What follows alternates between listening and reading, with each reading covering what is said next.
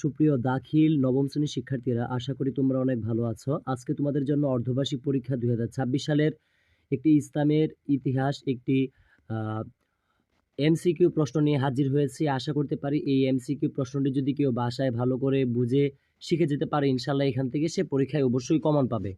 তবে আমি আর কথা বাড়াতে চাচ্ছি না। তোমরা যারা আমাদের চ্যানেলে নতুন, অবশ্যই চ্যানেলটিতে একটি লাইক দিয়ে চ্যানেলটি সাবস্ক্রাইব করে পাশে থাকবে, এবং যারা অলরেডি সাবস্ক্রাইব করেছো তোমাদেরকে অনেক অনেক ধন্যবাদ। তো দেখো, তোমাদের এমসিকিউর জন্য কিন্তু টোটাল পরীক্ষাতে সময় দেওয়া হবে হচ্ছে 30 মিনিট, এবং পূর্ণমান অর্থাৎ 30 নম্বরের একটা পরীক্ষা হবে। তো দেখো, এমসিকিউ আমি বলতেছি প্রত্যেকটা প্রশ্ন, তোমরা অবশ্যই এগুলো ভালো করে শিখে নিবা। যেমন 1 নাম্বার, উম্মুল কোরা বলা হয় কোন স্থানকে? ঠিক আছে, উম্মুল কোরা বলা হয় কোন স্থানকে? উত্তর হবে গ, মক্কা নগরীকে। ঠিক আছে, উত্তর হবে গ, মক্কাকে। তারপরে দেখো 2 নাম্বার, ভৌগোলিক প্রভাবের ফলে মরুবাসী আরবরা মূলত শহরমুখী, ভবিষ্যৎমুখী, যুদ্ধাদেহী, অতীতমুখী। ঠিক আছে, তো ভৌগোলিক প্রভাবের ফলে ভৌগোলিক প্রভাবের ফলে মরুবাসী আরবরা মূলত, তো এটা যেটা সঠিক উত্তর হবে, এটা তোমরা অবশ্যই বই পড়ে এটা সঠিকটা তোমরা শিখে নিবা। ঠিক আছে, তারপরে দেখো 3 নাম্বার, মেসোপটেমীয় সভ্যতা হচ্ছে নগর সভ্যতা, আইনশাস্ত্র ভিত্তিক সভ্যতা, নীতি ধর্মভিত্তিক সভ্যতা।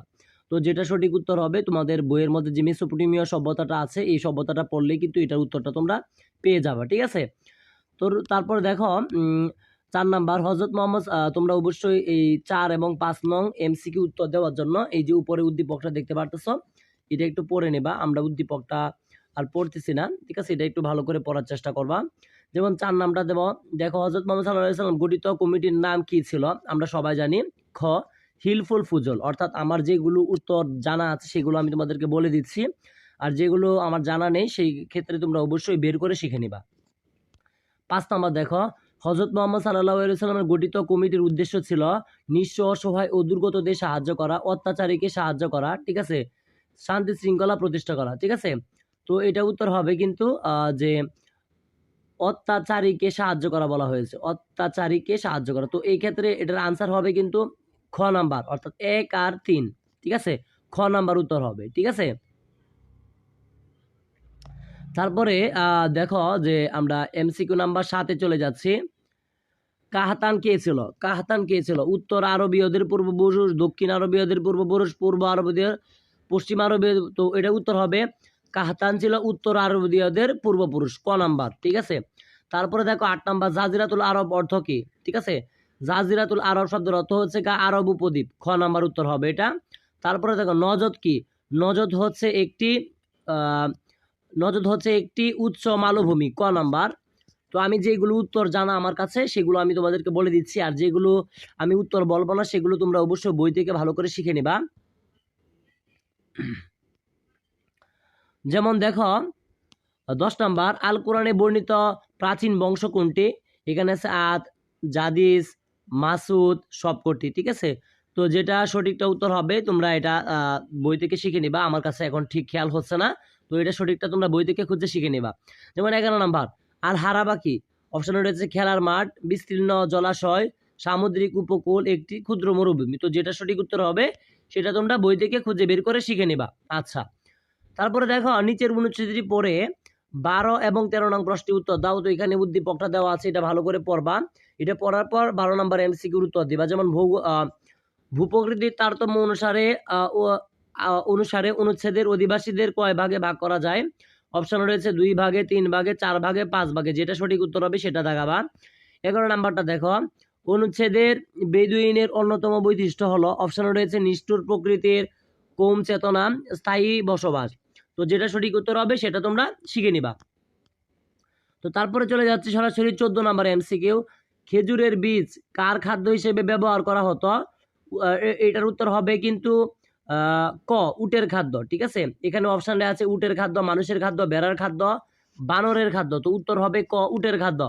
তারপরে দেখো 15 নাম্বার, আরব ভূখণ্ডর কয় দিকে সমুদ্র রয়েছে? তো এটার উত্তর হবে ক, 3 দিকে সমুদ্র রয়েছে আর একদিকে স্থল রয়েছে, আমরা জানি।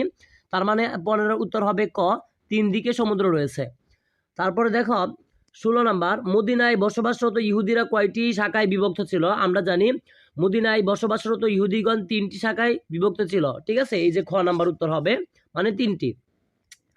তারপরে দেখো 17 নাম্বার, মদিনার মুনাফিকদের সর্দার কে ছিলে? ঠিক আছে, মদিনায় মুনাফিকদের নেতা কে ছিলে? এটা উত্তর হবে ঘ আব্দুল্লাহ ইবনে উবাই ইবনে সাল্লুল। অর্থাৎ মদিনায় মুনাফিকদের সর্দার কে ছিল? উত্তর হবে ঘ আব্দুল্লাহ ইবনে উবাই ইবনে সাল্লুল। তারপর দেখো 18 নাম্বার, মদিনার পূর্ব নাম কি ছিল? উত্তর হবে কিন্তু ইয়াসরিব।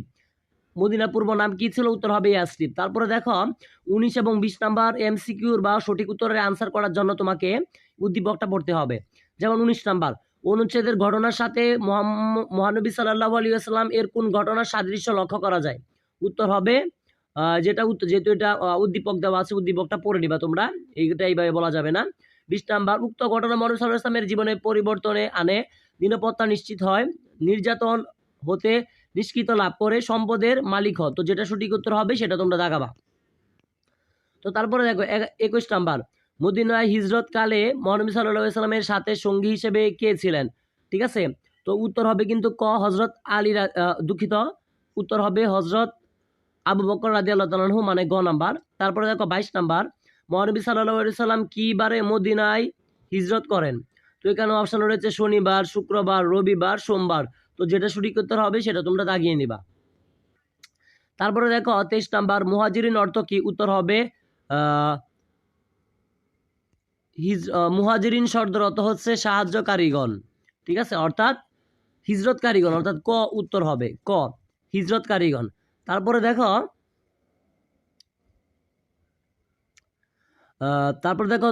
24 নাম্বার, বদর যুদ্ধে কতজন কুরাইশ সৈন্য নিহত হয়েছিল? উত্তর হবে 70 জন। খ নিহত, কিন্তু এটা শহীদ না।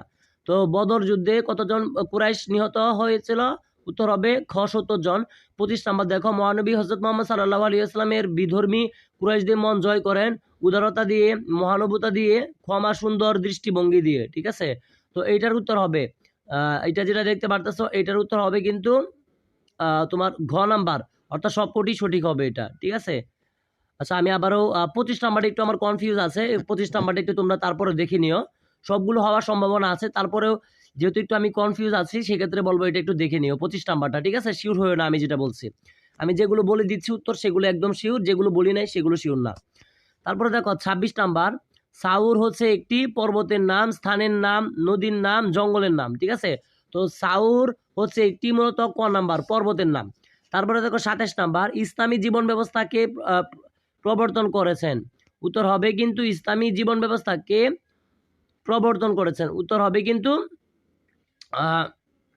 আল্লাহ আছে, মহানবী সাল্লাল্লাহু আলাইহি সাল্লাম আছে, নবী রাসূলগণ আছে। ঠিক আছে, তো এটার ক্ষেত্রে কিন্তু উত্তর হবে খ মুহাম্মদ সাল্লাল্লাহু আলাইহি ওয়াসাল্লাম। ঠিক আছে, মুহাম্মদ সাল্লাল্লাহু আলাইহি ওয়াসাল্লাম। তারপরে দেখো 28 নাম্বার, মানব জাতির প্রতি আল্লাহ শ্রেষ্ঠতা দান হলো? ঠিক আছে, মানব জাতির প্রতি আল্লাহ শ্রেষ্ঠ দান কি? ঠিক আছে, উত্তর হবে কিন্তু খ হযরত মুহাম্মদ সাল্লাল্লাহু আলাইহি ওয়াসাল্লাম। তারপরে দেখো 29 এবং 30 নাম্বার এমসিকিউর আনসার করার জন্য উপরে উদ্দীপকটা পড়ে নিবা। যেমন 29 নাম্বারে বলা আছে, ইয়াশতিয়াক আহমেদ প্রণীত নিয়ম লিপির সাথে সাদৃশ্য রয়েছে মদিনা সনদের বাংলা সংবিধানের, ব্রিটেনের সংবিধানের, হিলফুল ফুজলের। তো যেটা সঠিক উত্তর হবে সেটা দেখাবা। এবং সর্বশেষ দেখো 30 নাম্বার, উক্ত নিয়মলিপির সাথে মদিনার সনদের সাদৃশ্য রয়েছে কারণ? তো যেটা সঠিক উত্তর হবে সেটা দেখাবা। তো তোমাদের সাথে আমি ইতিমধ্যে তোমাদের দাখিল নবম শ্রেণীর অর্ধবার্ষিক পরীক্ষা 2026 সালের একটি ইসলামের ইতিহাস এমসিকিউ নিয়ে আলোচনা করেছে। আশা করতে পারি এগুলো যারা ভালো করে বুঝে পড়ে শিখে যেতে পারবে ইনশাল্লাহ পরীক্ষা এখান থেকে কমন পাবে। তো আমি আর কথা বাড়াতে চাচ্ছি না, তোমাদের পরীক্ষা ভালো হোক এই আশাই কামনা করে প্রথম থেকে দশম শ্রেণীর সকল পড়ালেখা এখানে আমার ইউটিউব চ্যানেলের পাশে থাকবে। আসসালামু আলাইকুম রহমতুল্লাহি ওয়া বারাকাতুহু।